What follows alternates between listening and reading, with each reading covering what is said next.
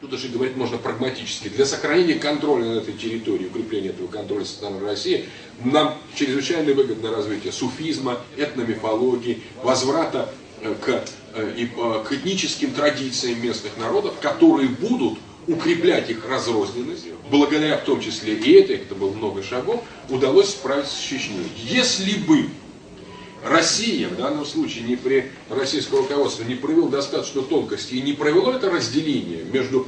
допустимым и приемлемым бессознательным этно-мифологическим исламом